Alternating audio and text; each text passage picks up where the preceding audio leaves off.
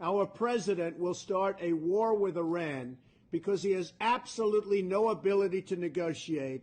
He's weak and he's ineffective. Yeah, that was an old clip of Donald Trump, and considering what's going on right now, it aged like gas station sushi. Donald Trump and his corny art of the deal have failed on every single front, and now the conflict with Iran is only getting more extreme.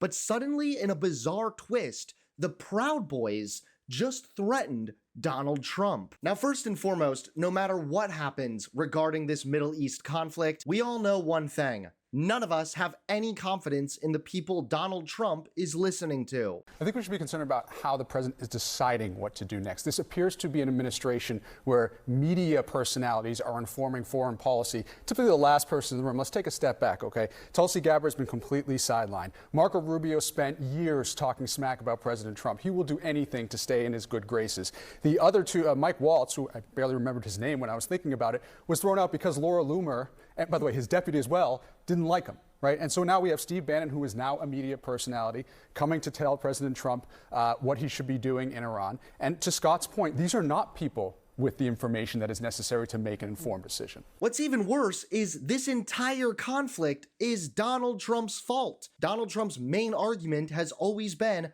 Iran can't have a nuclear weapon. Iran can't have a nuclear weapon. Nuclear weapons are the greatest single threat to our country, but to the entire world. Yet for some reason, in 2018, Donald Trump pulled the US out of the Iran deal. I am announcing today that the United States will withdraw from the Iran nuclear deal. In a few moments, I will sign a presidential memorandum to begin reinstating U.S. nuclear sanctions on the Iranian regime. We will be instituting the highest level of economic sanction. Any nation that helps Iran in its quest for nuclear weapons could also be strongly sanctioned by the United States. America will not be held hostage to nuclear blackmail.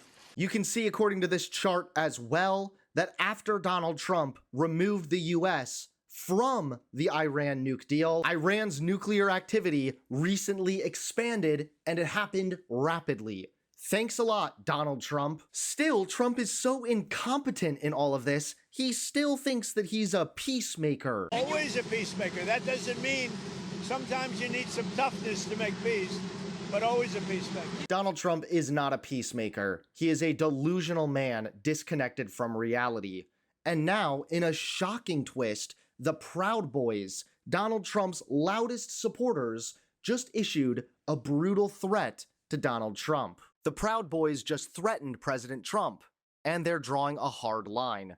In a rare act of defiance, the far-right extremist group posted a warning on Telegram saying they will no longer support Trump if the US gets directly involved in the growing conflict between Israel and Iran. America First does not mean war for Israel, the group wrote. Donald Trump, focus on the health of our nation, period. We are crumbling. We are crippled with debt, with no plan for a solution. Be the president you ran as. This comes as Trump considers a military response to Israel's strikes on Iranian nuclear sites. According to the Wall Street Journal, he's already approved attack plans, but hasn't issued the final order yet. Trump says he'll decide within 2 weeks, depending on whether negotiations with Iran move forward. But for the Proud Boys, who marched in Trump's name on January 6th and were once told to stand back and stand by, this is a deal breaker. Their warning signals a deepening fracture inside Trump's base, especially among hardline nationalists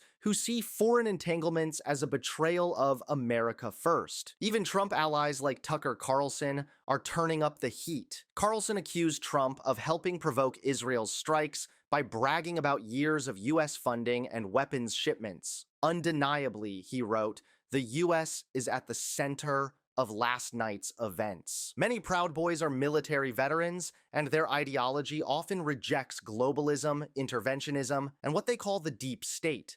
Now that ideology is turning on the man they once treated as a savior. Wow, I have to say, I am shocked. Who would have thought that this was the line For the Proud Boys, I've always thought this group was pretty amusing. I mean, the Proud Boys, they're like the most right-wing group, yet they sound like they belong in a gay pride parade. The Proud Boys, they've always been an anomaly to me. They've always been a bit of a threat, but now they're suddenly turning on their Lord and Savior, Donald Trump.